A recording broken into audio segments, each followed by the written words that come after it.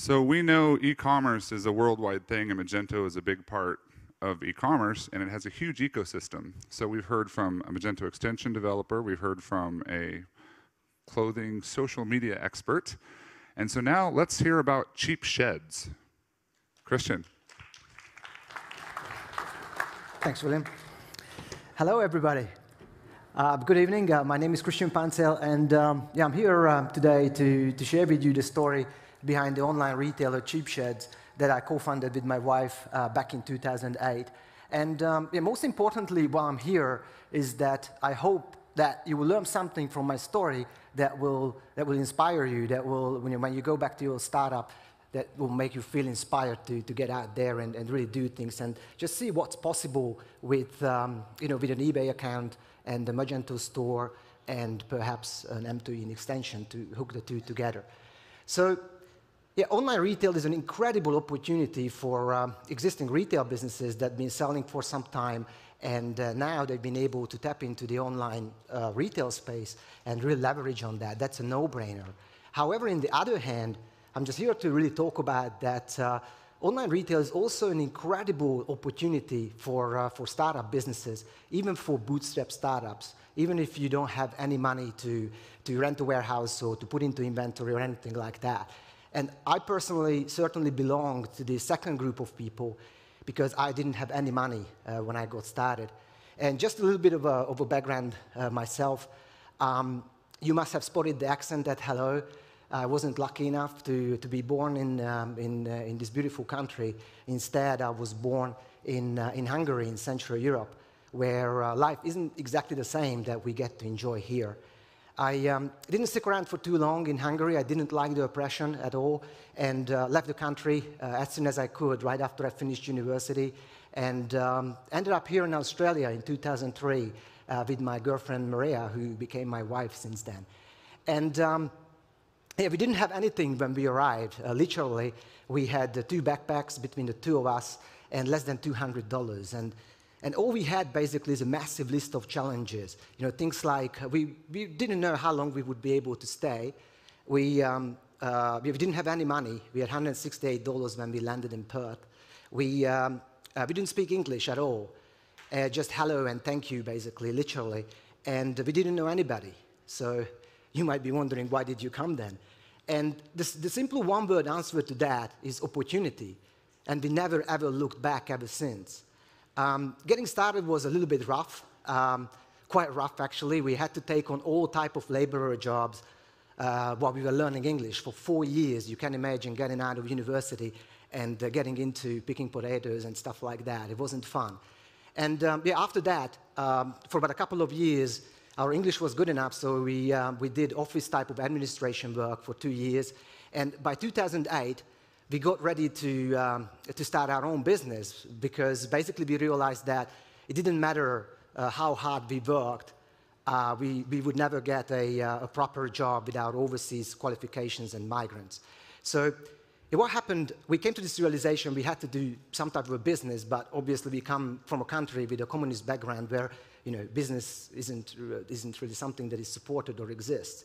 So we didn't have much idea at all. And around the same time, when we were coming to this realization, I had a rather challenging experience in a hardware store trying to buy a garden shed. So much so that I got really frustrated, and I actually ended up building my own shed from recycled materials because I just couldn't get one, and I couldn't get any help or anything like that. So I started to think, after that experience, a few months later, that there must be a better way to buy a garden shed. There must be a better way to supply sheds. And we should look into that. And just like about 6 years or so prior to that, once again, we had a massive list of challenges, including stuff like, we didn't know anything about business. We had absolutely no business experience. We didn't know anything about online retail either. Things like marketing and sales and customer service and technology, building a website, none of that type of stuff. And we didn't know much about garden sheds either, I have to admit. So that was another challenge. And we didn't have money, as I mentioned, to get started. So I guess everyone would agree with me that our odds didn't look that great. And on the top of that, everyone that I spoke to with a lot of enthusiasm about my idea was very, very discouraging for a number of reasons, and all those reasons seemed very valid at the time. So just to fast forward what happened and what's possible with online retail really is that, and to wrap this story up, basically in 2 years, by the end of 2010, we became a multi-million-dollar pure-play online retailer, and we keep ticking ever since. We actually, by these days, we sold more backyard storage units online than any other independent retailer here in Australia. We launched in New Zealand in 2012, and we currently be working on further international expansion. And we are one of the few pure-play online retailers that have been showcased or case studied by the Australian government, by the Department of Communications. So your business these days is going pretty well. And I'm basically here just to share some of the major principles that I believe enabled us to really grow. And even though we didn't have any business background and our odds didn't look that great, to be able to achieve what we achieved with this business with my wife. So the first one, which Sarah touched on in quite a lot of details, is that perseverance. It is really sometimes disappointing that I talk to a lot of people, and I spend some time with people asking me questions. Hey, how I do this? How do I that? And then when I catch up later with them and ask them how it went, they just wonder, what do you mean? So people, generally speaking, don't realize that how much hard work it requires to take a startup business off the ground. So don't just think that it just happens or it happened overnight. It's a lot of long nights and a lot of long days to work, a lot of weekends that we have to do. So that's very, very important to keep in mind, that it does take a lot of hard work.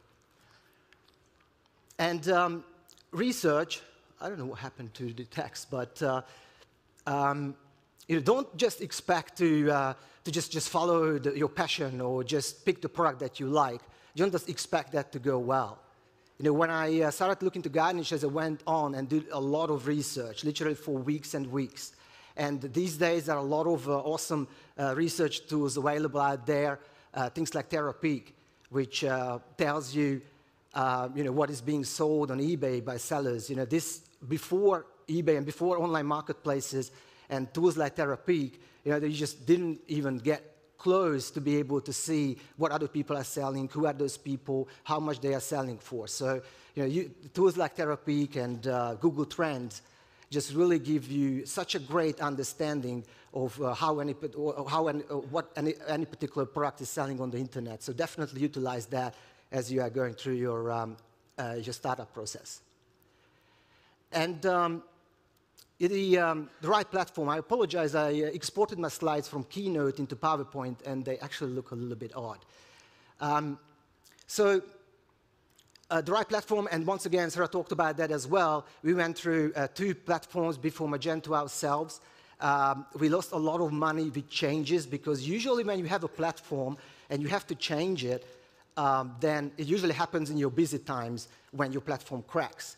So with our last one, when we came to Magento, it will be 2 years in January, we lost about $200,000 in sales, in revenue, because our shopping cart just started to play out.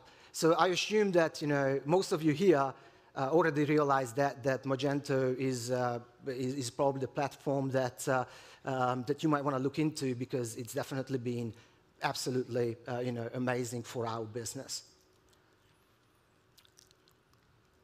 And lastly, what I want to talk about, want to point out, just spend a minute on that.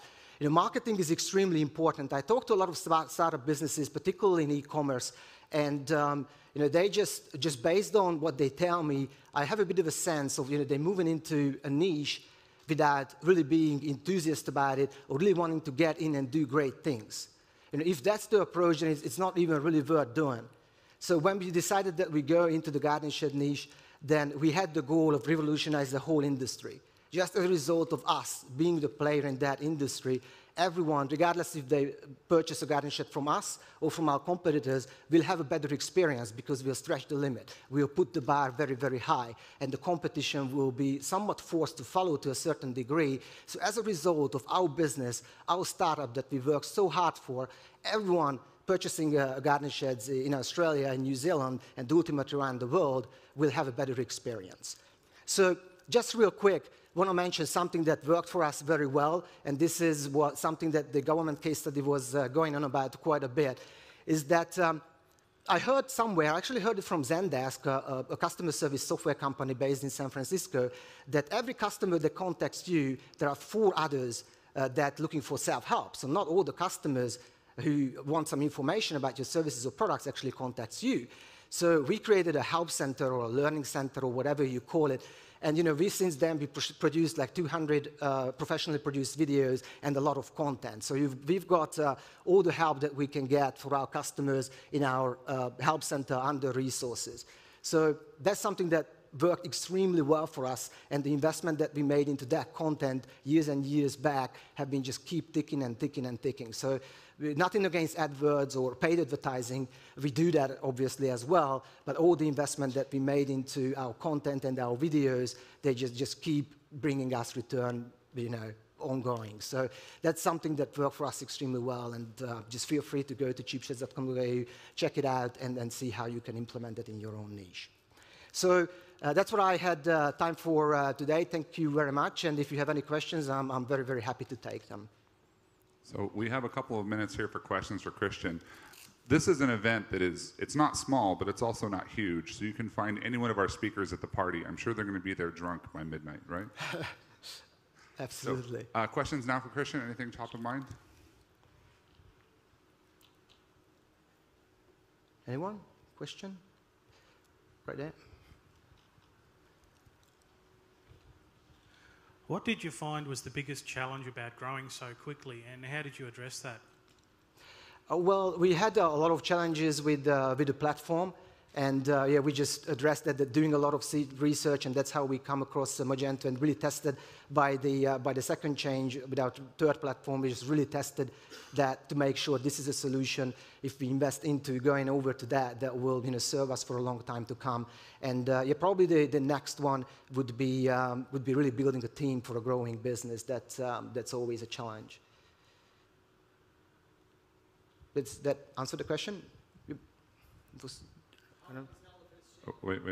We have a question over there. We'll come back over here. Sorry. Yeah. Sorry, what focus areas did you focus on to get the greatest growth in such a short period of time? Yeah, we just really focused on marketing and standing out.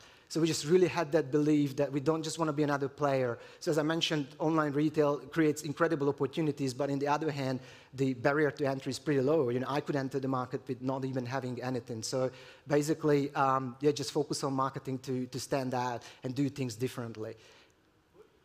Within marketing, what were the key areas? But the key areas, the biggest key area was that to really put a face to the business. So if you look at in our niche still, you just look at businesses and one after another, they're all faceless businesses. So what I've decided to do is just to really, stand out in a way that I call it personality-based marketing. When I just told my story, how Cheapshed gets started, and get the customers involved with what we are here, what we are doing for, and that's just a totally unique approach, particularly in hardware sales.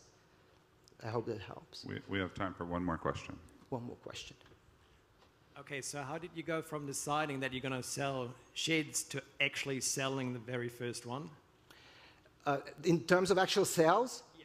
So, we just stick the products on eBay, and we sold our first shed on eBay. So we didn't have money to build a website. I didn't know what to do, so I started to play around on eBay, and after that, we just used our eBay revenue to figure out what we want to do and eventually to build a website. Cool? Great. All right. Thank you, Krisztian. Thank you.